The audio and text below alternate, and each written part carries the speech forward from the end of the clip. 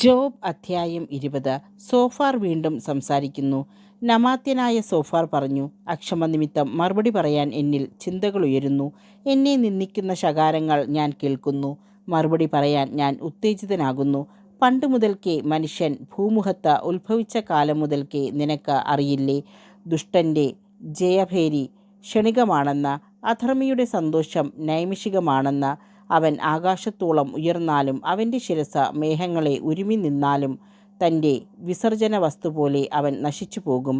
അവൻ എവിടെയെന്ന് അവനെ മുൻപ് കണ്ടിട്ടുള്ളവർ ചോദിക്കും.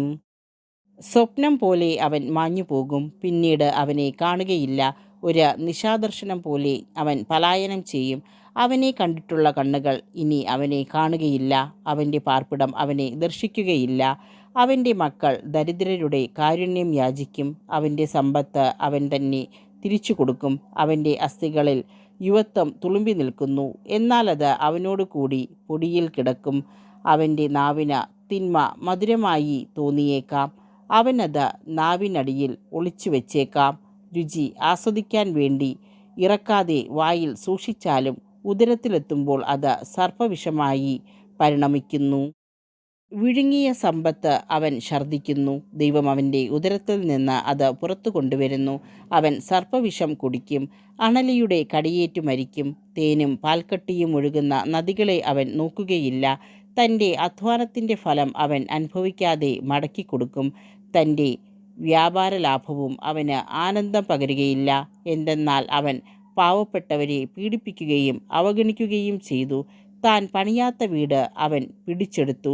തൻ്റെ അത്യാഗ്രഹത്തിന് അതിരില്ലാത്തതിനാൽ തനിക്ക് ഇഷ്ടപ്പെടുന്നതൊന്നും നേടാൻ അവന് സാധിക്കുകയില്ല. അവൻ ഭക്ഷിച്ചതിന് ശേഷം ഒന്നും മിച്ചം വരികയില്ല. അതിനാൽ അവൻ്റെ ഐശ്വര്യം നിലനിൽക്കുകയില്ല. സമൃദ്ധിയുടെ പൂർണ്ണതയിൽ അവന് ഞെരുക്കമുണ്ടാകും. ദുരിതങ്ങളൊന്നാകെ അവൻ്റെ മേൽ നിപതിക്കും.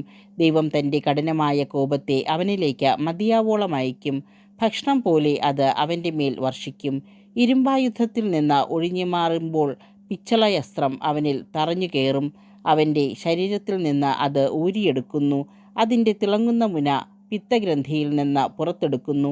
ഭീകരതകൾ അവൻ്റെ മേൽ വരുന്നു. സാന്ദ്രമായ തമസ് അവന് നിക്ഷേപമാക്കി വെച്ചിരിക്കുന്നു. ആരും ഊതിക്കത്തിക്കാത്ത അഗ്നി അവനെ വിഴുങ്ങും. അവൻ്റെ കൂടാരത്തിൽ അവശേഷിക്കുന്നതിനെയും അത് ദഹിപ്പിക്കും. ആകാശം അവൻ്റെ അനീതികളെ വെളിപ്പെടുത്തും. ഭൂമി അവനെതിരെ ഉയരും.